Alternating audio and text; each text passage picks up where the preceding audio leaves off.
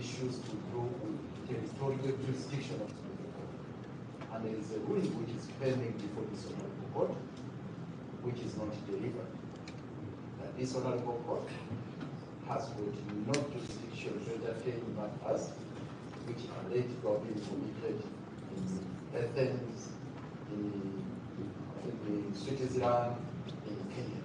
We have raised that issue before you, and court, this honorable court-martial has not pronounced itself on the matter. So to be a violation of regulation 23 for the accused person to proceed and make a plea before the ruling is delivered. Are you not taking us, counsel? Are you not taking us high?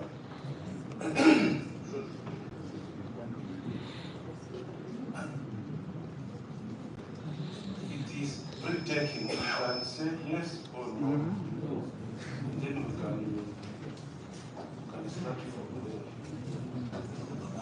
Mr. Chairman, the rule is before pleading to the judge, the accused may offer a plea to the jurisdiction. That is the rule, and this is what I'm quoting. And oftentimes this court martial has reminded us to abide by these rules, and the judge advocate is so passionate about these regulations. I hope this time round is going to appropriate that advice of this honorable court martial, that it's within the accused's right not to take a plea until the ruling is delivered on the jurisdiction. I'm reminding the Council of Power that the accused himself mentioned that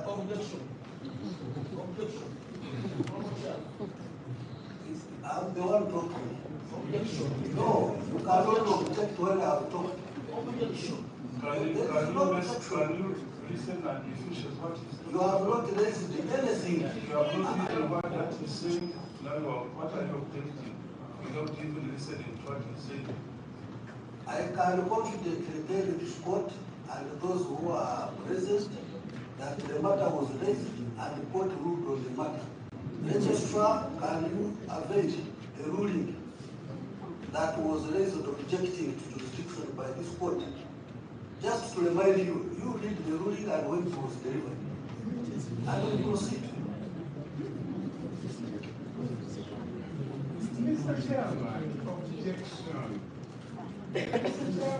Please hold on and you wait for the nearest register to read the ruling.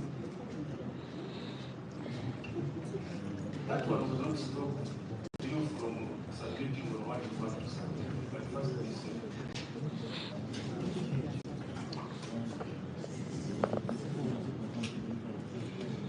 My Lord, with your permission, we proceed with the ruling. The Republic of Uganda, Uganda Forces, the General Court Martial, Ordinary Parking Day, criminal case number UPK, 10-24. Uganda, represented by the prosecutor, versus A1, ROB 30098, Colonel retired Dr. Kiza A2, Ajabedi Tare, accused person. Ruling on application made by counsel Elias Ukwago. There was a ruling raised on the jurisdiction of the court. Not the one of Ukwago. The one of Ukwago is not yet ready. We are also interested in that one. If it is ready, we have been asking for it since morning. I think if you don't have it, then you go to consult your file.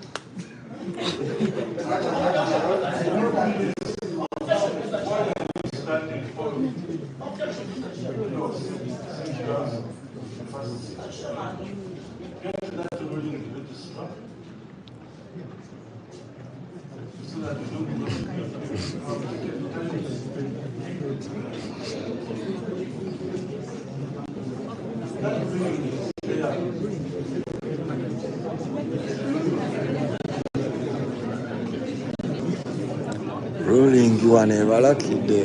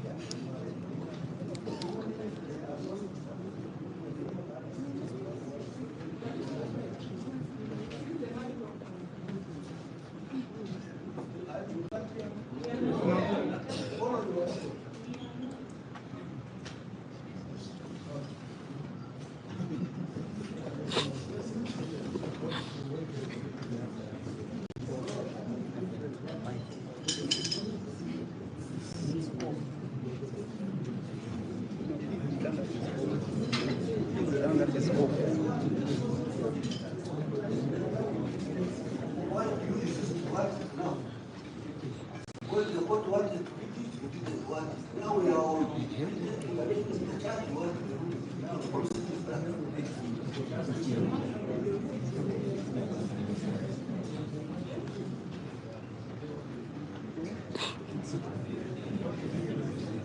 I think, sir, for me, I've stated to this court, the latest president under my office, and I am reading it is here. I have not written it now. So the ruling was pronounced by court. It is that who recognizes it himself for day one. No, it shouldn't be a point of saying that you are raising it now. What rule on it?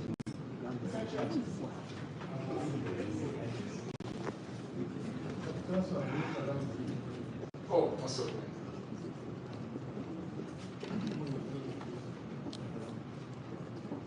If you don't have the right to say, go and find it.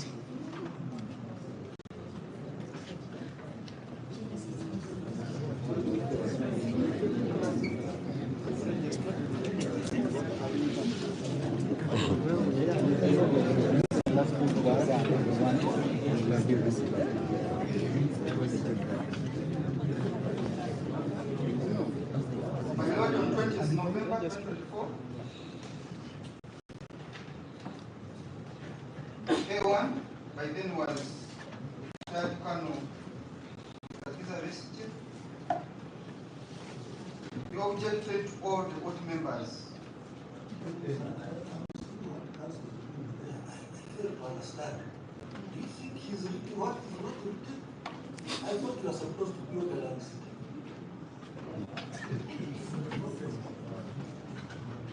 Objected to all the court panel and jurisdiction.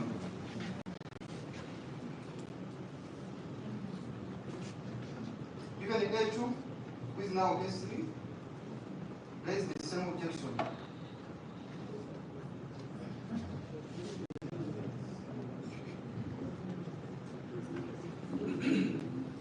J guided that choose how to give reasons for the objections as regards court's panel and jurisdiction. A1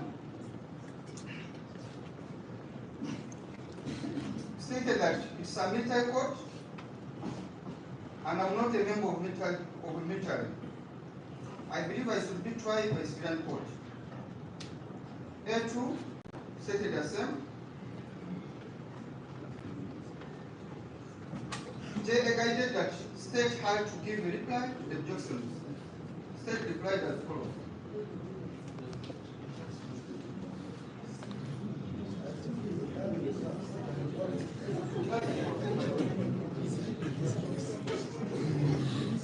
It captures the concerns of jurisdiction. The ruling had the background. States have admitted that the object is one, the objection is one, and the reply they stated as follows. That the enabling law, which is section 117, applies all the accused persons, that is A1 and A2, as then were referred to.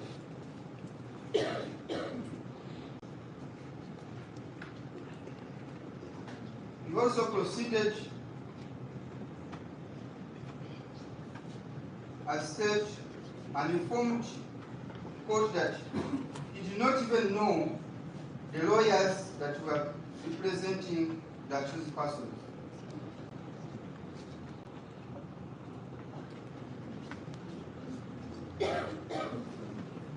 Then JA guided that court had to close for the deliberation and make the ruling.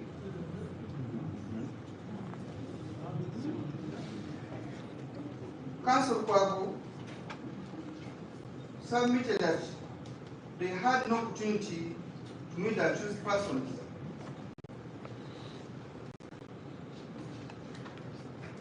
to hear their story and get full instructions. He asserted that lawyers as a practice, they proceed with instructions.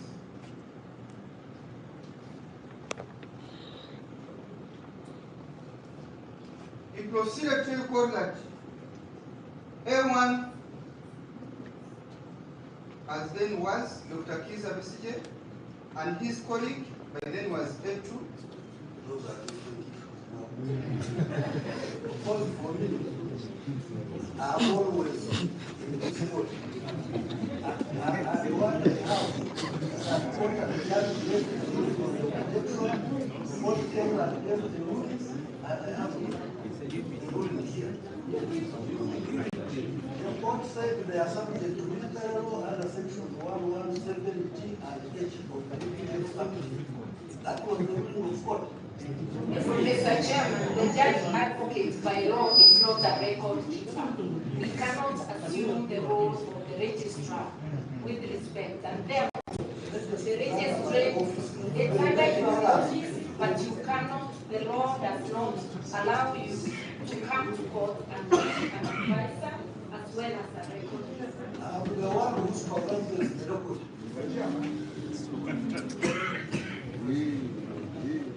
My Lord, the ruling briefly is that after 5 minutes deliberation. Mr. Chairman, with your permission, if I may just correct my friend from the registry. When we were here last week, court adjourned the handing down of the ruling so that we could consult the accused persons who were to at the time regarding the instructions of counsel to receive the ruling. It might be recalled, Mr. Chairman, that when court asked or pointed out to my senior colleague, Mr. Kwago, why there should be an adjournment, we did point out that we who were present, myself and Mr. Katunda, in the absence of Mr. Kalibana, who were counsel on the record at the time, were not in court when those objections were made. When we returned, the court adjourned to today without delivering the ruling and moved on to determine the matter of Mr. Edward. So there was no handing down of the ruling. Now, my concern as counsel for the accused persons is that we understand that it should be the court to hand down the ruling. When the judge advocate insists that his office has the ruling which has not been handed down to the court, Mr. Chairman, it points to the impartiality of court and any other person who follows these proceedings on TikTok and who will only see this caption might think that it is the office of the JA which perhaps writes the rules for the court. I think that is a grave concern which we need for the sanctity of these proceedings to remind ourselves the role of the court and our land calling.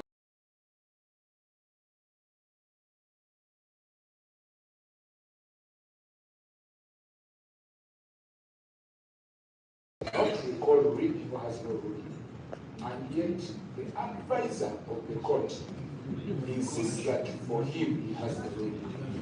It is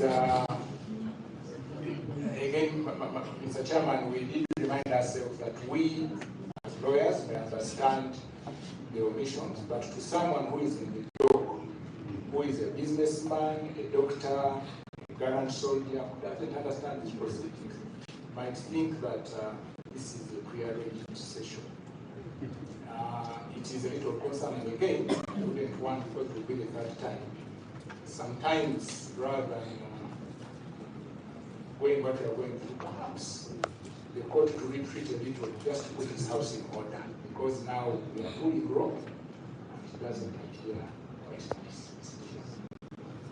It's my My lord and members, make this very clear. On the first day, the accused persons were not represented, and that's when he raised the objection to Nixon. And on the same day also, Lord Mayor, as then was now his counsel, also raised objections. So there were two rulings. One was given, another one was pending. So the one that I'm reading today was giving the background what happened in court, and then another one you haven't given opportunity to read it. So I pray to proceed with the one on jurisdiction that was raised by accused persons at the time who were not represented. Citing section 117 of the UPDF Act Cap 330, court ruled that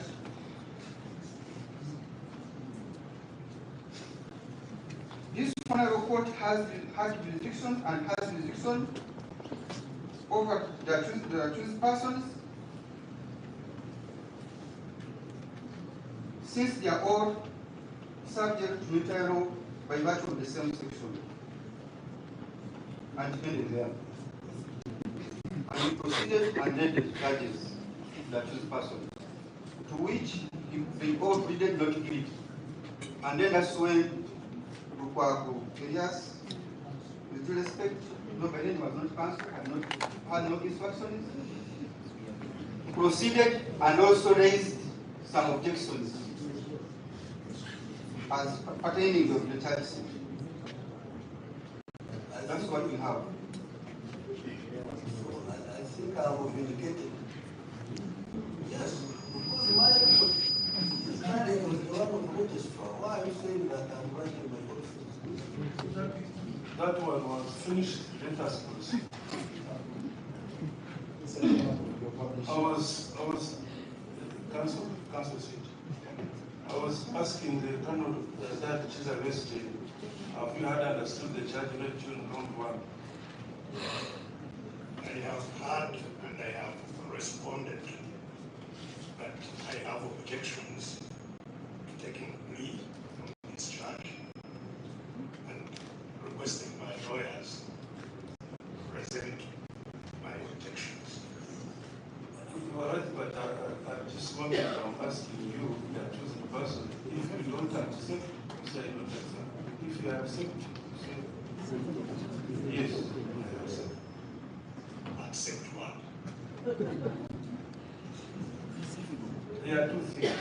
If you have had understood, another question is, do you accept or you don't accept? Accept what? We need your help to you, Mr. Well, Chairman. plead guilty or not guilty. You want me to take a plea? He has invoked Rule 23 that he is objecting to taking plea. Yes. And therefore it may not be fair to ask him whether he accepts when he clearly invokes Rule 23 and allows him to do what he is doing. So maybe you could allow, on his behalf, Counsel Elias Lukwago raise objections on his behalf as he has asked, as he instructed us to.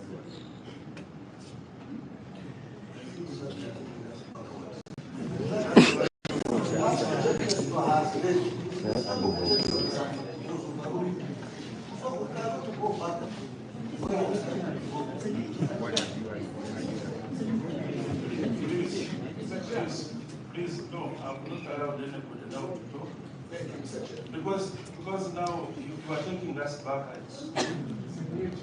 It is, yes, it is a new charge. Now what side, just now the one you are pushing for is corrected.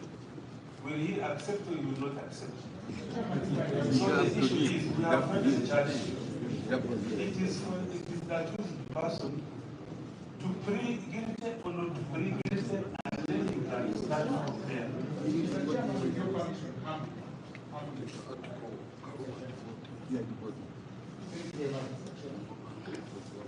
Mr. Chairman, my learned friend, the JA, rightly pointed to the court adopting rules of amendment of criminal charges, and also pointed out to any amendment which can be done, which doesn't prejudice the accused person.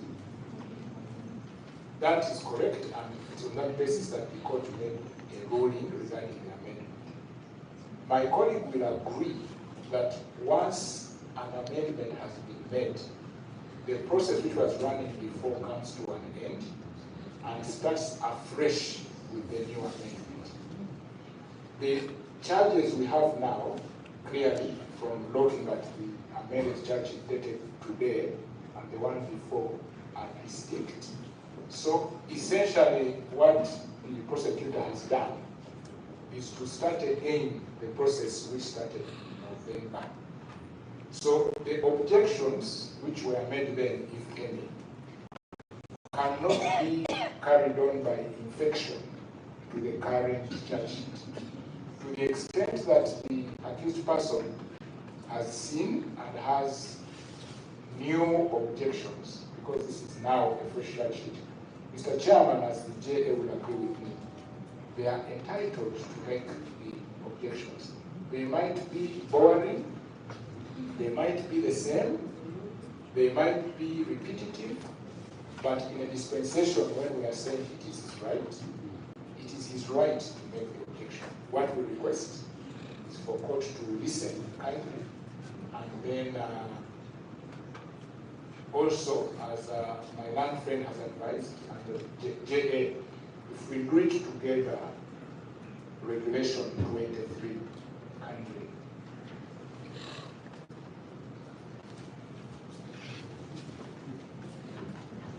It says, Mr. Chairman, before pleading to the charge,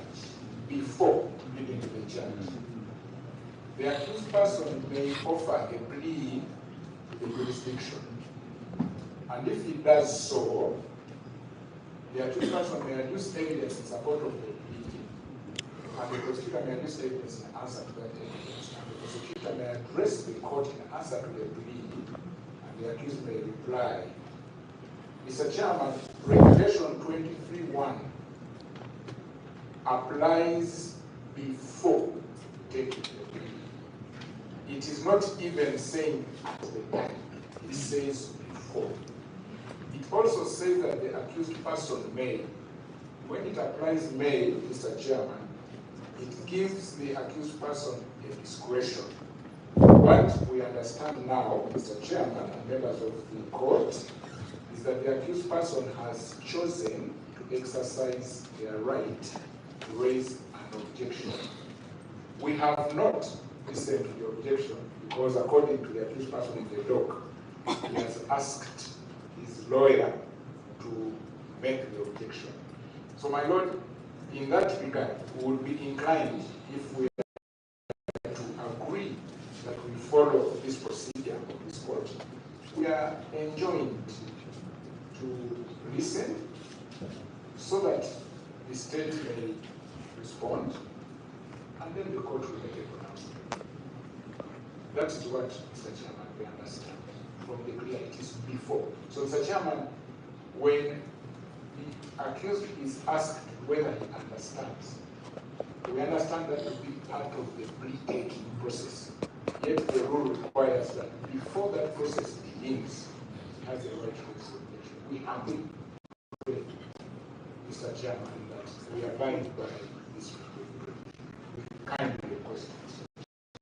Thank you, Mr. Chairman. I also concur with Council. You raise your objections.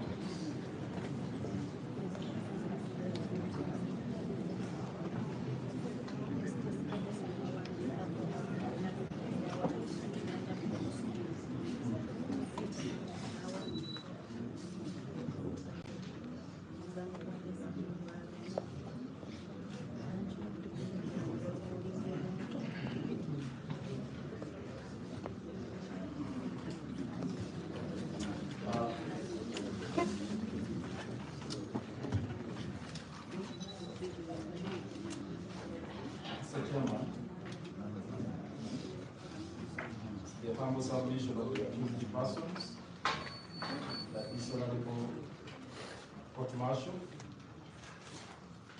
has got no territorial jurisdiction to entertain the charges as spelled out in the charge sheet, and it would be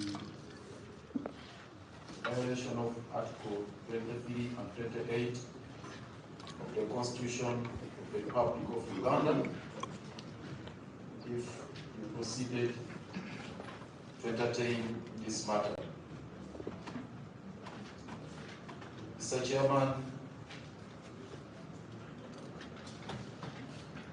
the Constitution confines the jurisdiction of this Honorable Court-Martial to matters relating to offences allegedly committed within the territory of Uganda. Mr. Chairman, under Article 23,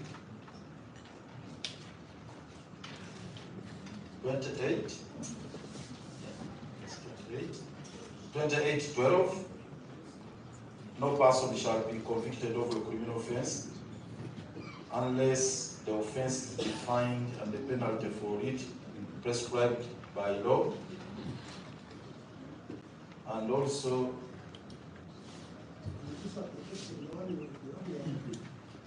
yes, I'm coming to Article 28:7 as well. If I may be permitted to make my case. No person shall be charged with or convicted of a criminal offense which is founded on an act or commission that did not, at the time it took place, constitute a criminal offense. Mr. Chairman, when you look at the charge sheet, the particulars allege that while in Athens and in Greece, rather in Geneva, Switzerland, and also Kenya, in Nairobi, Kenya, the accused persons are alleged to have committed those offenses, particularly the allegations that they were found in possession of weapons which are ordinarily a monopoly of defense forces. Mr. Chairman, weapons in Kenya, or military hardware in Kenya, or Athens, or in Geneva, cannot be a monopoly of UPDF. The UPDF Act specifically talks about weapons which are a monopoly of UPDF, not the defense forces or security forces of Switzerland, of Greece, or of Kenya. When you look at the provisions of Article 28:7, those acts, the impandi acts spelled out in the charge sheet, would only constitute offenses in those countries, either in Kenya, in Switzerland, or in Greece. Because, Mr. Chairman, the particulars here, they are talking, Colonel Dr. Chiza Besigye, while at Riverside Apartment in Nairobi, Kenya, were found in unlawful possession of a pistol model this, which is ordinarily a monopoly of the defense forces. Mr. Chairman, this one has two limbs. One,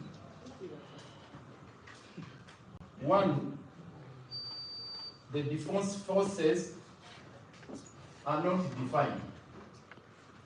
Are you talking about the defense forces of Uganda, of Kenya, of Greece, or of Switzerland? They are not defined here. And that touches on two issues. One of jurisdiction, but also on regulations, particularly Regulation 22.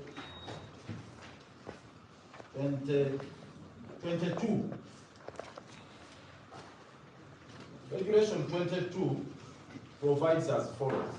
An accused may, before pleading to a charge, object to it on the grounds that it's not correct in law or that it's not framed in accordance with these regulations. And if he does so, the prosecutor may address the court in answer to the objection, and the accused may reply to the prosecutor's address. This is Regulation 22 of your regulations here. An accused may, before pleading to the charge, object to it on grounds that it is not correct in law and that it is not framed in accordance with these regulations. So this is a defective charge sheet. This is our contention, Mr. Chairman, that it's not framed in accordance with the UPDF, rather with the UPDF Act. It's not framed in accordance with the UPDF Act of 2005 because it is purporting to bring into the confines of this court, the jurisdiction of court, matters which relate to weapons of other countries, defense forces. It could be KDF, that is Kenya Defense Forces, or elsewhere. Because if it were a charge sheet relating to offenses under the UPDF Act, specifically they would state it here that contrary to a particular provision which talks about model weapons which are ordinarily a monopoly of the UPDF. But here they are talking to contrary to defense forces. So the presumption is that this court martial has jurisdiction all over the world. That is universal jurisdiction. That whoever is found in possession of any weapon which is alleged to be a monopoly of defense forces, not UPDF, or defense forces worldwide, then this honorable court martial has got jurisdiction to deal with that. So that offense, Regulation 22, and the charge sheet becomes defective. It's not correct in law. It's not framed in accordance with the UPDF Act. Then the other limb of the argument, Mr. Chairman, is in relation to the way the accused persons were transferred from Kenya and brought here. Mr. Chairman, our contention is that this honorable court martial has no jurisdiction whatsoever to deal with accused persons who are not processed in accordance with the laws of Uganda or who are handled in a manner that violates international law. And I will refer you to a number of authorities which we have here. Mr. Chairman, I have the Ugandan case of Omar Owadi and 10 others versus the Attorney General. It's a consolidated constitutional petition number 55 and 56 of 2011. But Mr. Chairman, the difference was made to the number of decisions that have been taken by other Commonwealth countries, which we find to be persuasive. First of all, Mr. Chairman, they made reference to the case of Regina versus Horsefeld Road Magistrates Court. It's 1994, SC, Volume 1, page 42, where the House of Lords gave a genesis to the jurisprudence relating to matters of this nature. And this is what they had to say. English common law regarding irregular apprehension of an offender abroad and the jurisdiction of English courts to try such an offender was examined by the House of Lords in that case of Regina versus Osfeld. The earlier approach of the English courts had been that once a suspect is in lawful custody in that country and charged with an offense which that court has jurisdiction here, the court has no power and is not concerned to inquire into the circumstances in which he may have been brought into its jurisdiction. It was no answer to a charge that such person was arrested or kidnapped contrary to the laws of the state of refuge. That was the